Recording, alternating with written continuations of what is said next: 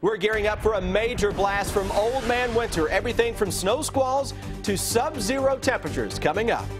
An urgent search to help those who can't get out of the cold. How a compassionate caravan is bringing warmth. Lawmakers return to Frankfort for the opening of the General Assembly, and fighting a dangerous drug could be at the top of the agenda. Tracking, alerting, protecting. This is WKYT News at 6.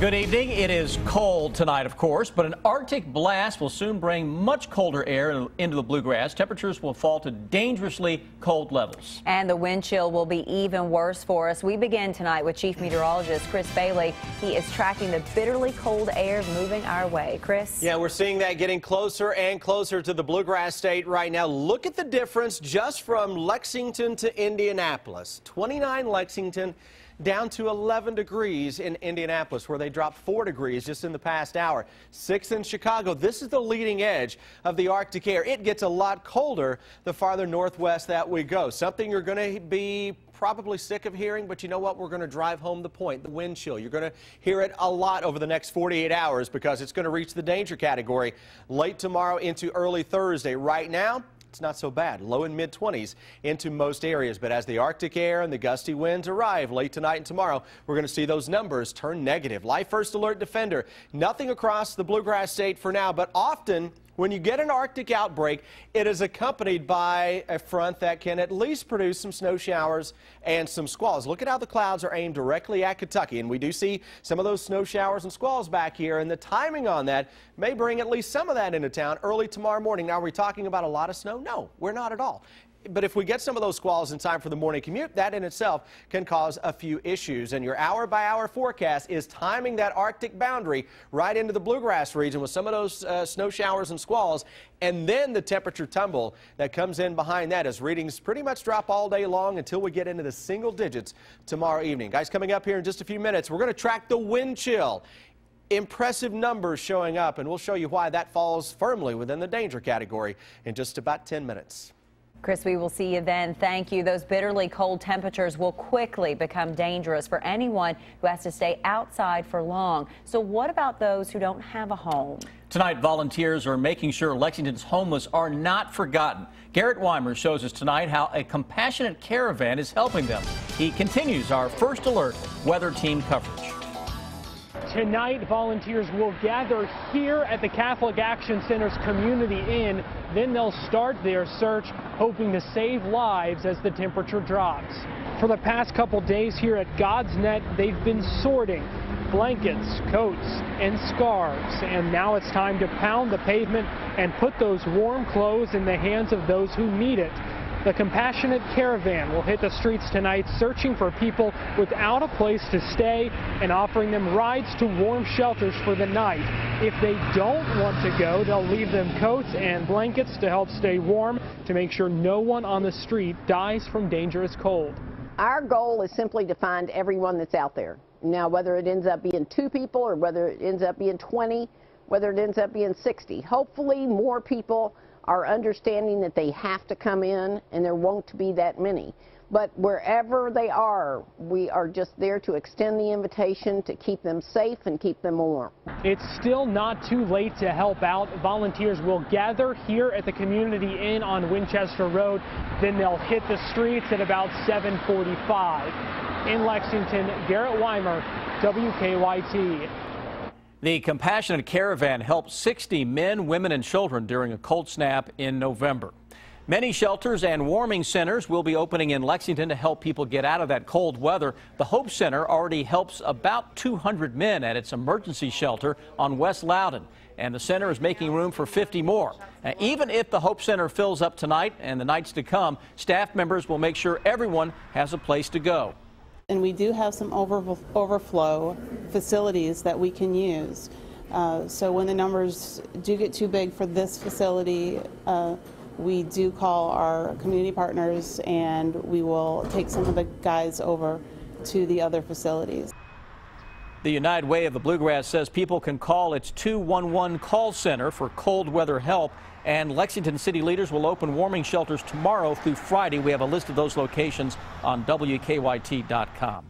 Doctors say it doesn't take long for bitterly cold temperatures to become dangerous or even deadly, and they say anyone who has to be outside for work or other reasons should take extra precautions. Sam Smith talked to an emergency room doctor about the dangers of being outside too long. Even if it's cold outside, keep moving, don't sit still for too long. Construction workers still need to build. A key for them, wearing several layers. I'm still freezing. Matt Searcy says it'll take dangerously cold temperatures to keep them off the job. We got machines, got houses where we get in, warm up. Doctors say early signs of hypothermia, feeling cold and shivering, can be reversed. The person just needs to be put in a warm environment. But if that person stays outdoors and hypothermia gets worse, and the shivering stops and the person loses consciousness, it's an emergency. If the person is altered in any way, or if the person is somebody who's at the extremes of age, somebody very young or someone very old, or somebody with significant disease, then they need to be seen by a physician and not to be transported to the emergency department.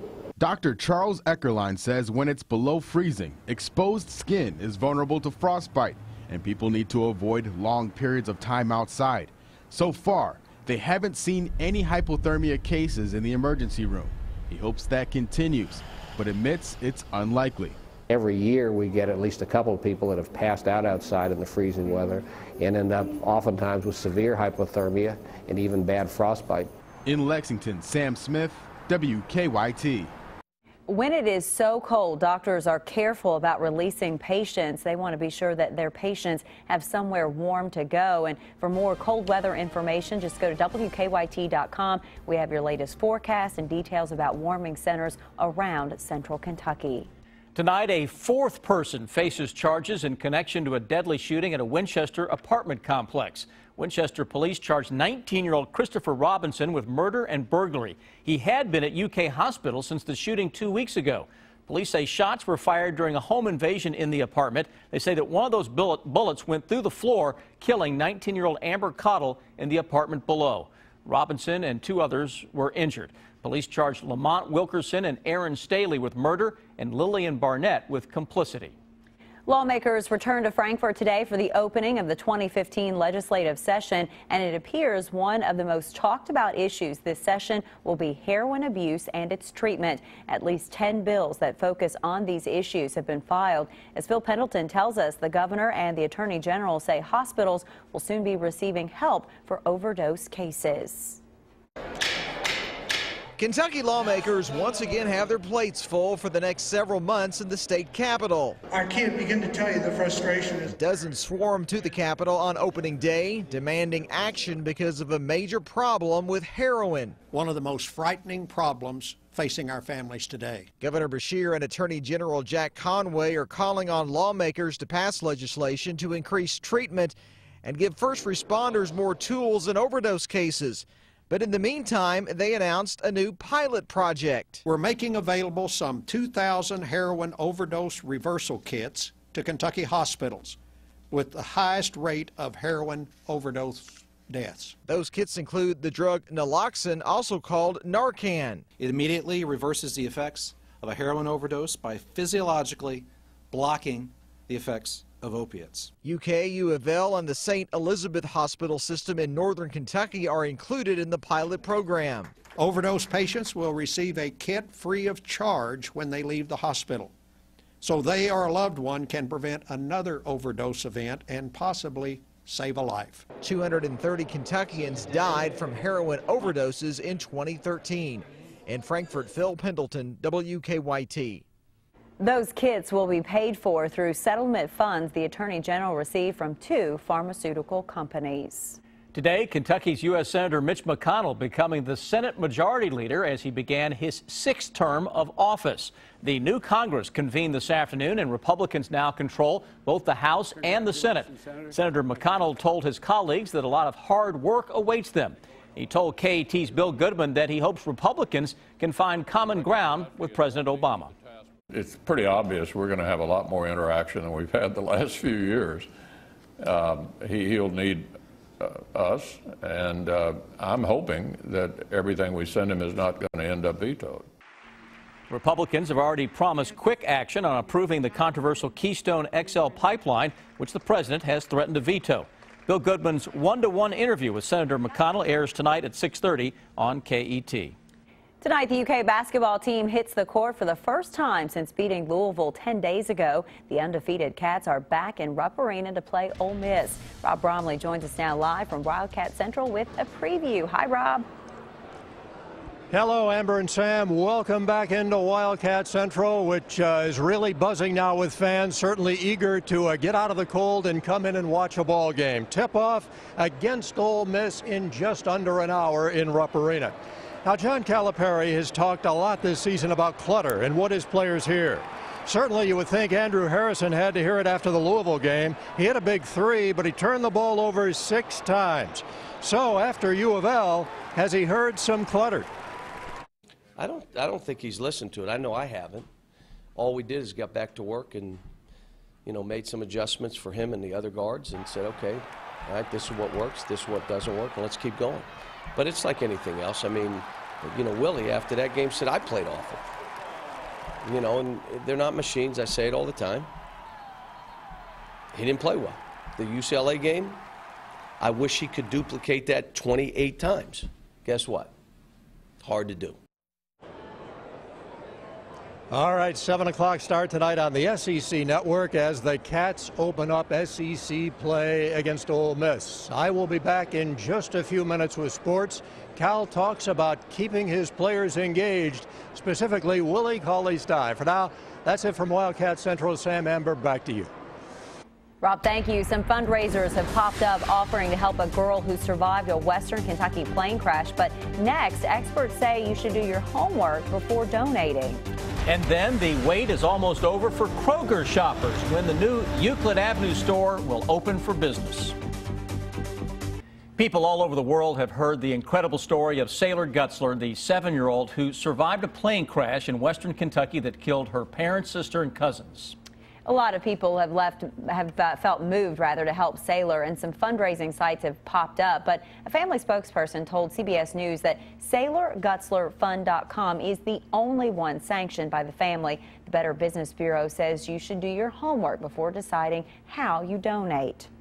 People who are setting up their own types of sites might be very well intentioned, but by the same token, you do want to go through channels that you know is going to be benefiting the cause you want it to benefit.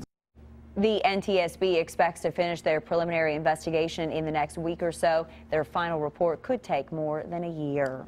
We now know when Lexington's newest Kroger store will finally open its doors. Kroger leaders announced today that the Euclid Avenue Kroger will open January 22nd. They say it is unlike any other Kroger in the country. The store features a rooftop parking deck, custom murals, and below-ground storage and offices for employees. Elevators and escalators will take customers from the parking deck into the store. UK basketball coach John Calipari will cut the ribbon on the new store on the 22nd.